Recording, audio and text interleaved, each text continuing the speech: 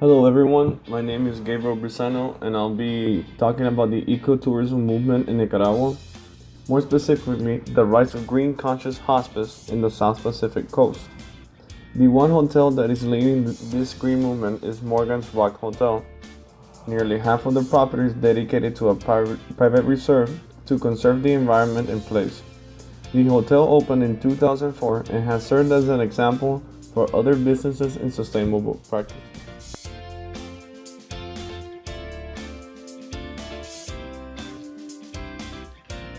The main concept for the hotel is to keep connected to nature in as many ways as possible.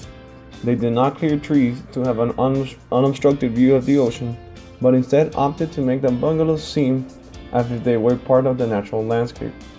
This provides a deeper connection to the natural environment than the luxurious ceiling-high windows found in some modern hotels. The materials used for the construction of the rooms were locally sourced, making sure that they provide for the local environment and reducing the carbon footprint of the construction.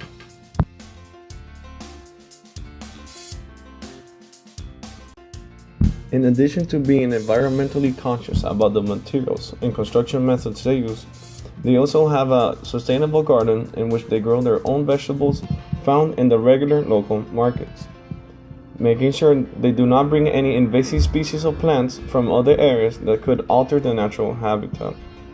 On top of having their own garden, they made sure to teach the local communities and visitors as well of their sustainable practice so they can start thinking about growing their own gardens.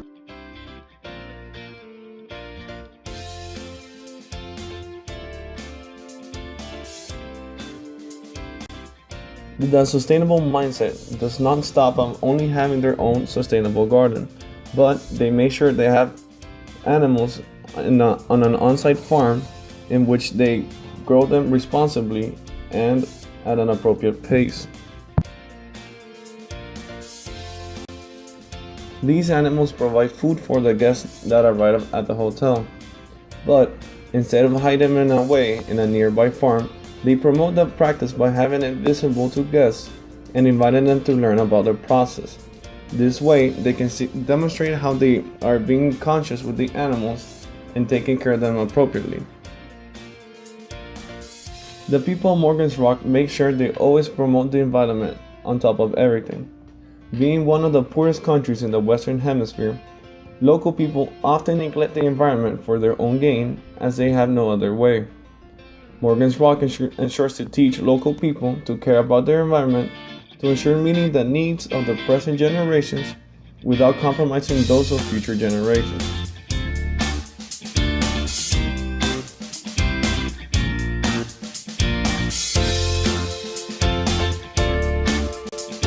As expected, fishing is the largest industry for the local communities as they have the ease of access of the ocean. Information on how to fish without going faster than the natural growth rate is essential to keep the environment in place. Overfishing quickly destroys the variety and availability of fish. As seen in this picture, fishing is not only limited to the ocean but to the abundant amount of rivers around it as well. Right now, they are closely working with the local governments to raise awareness on these sustainable practices. Some tools we discussed in class that are currently used by Morgan's Rock is the presence of narratives, as they use their own personal stories from traveling around the world to inform local people on how important it is to keep their environment clean and healthy.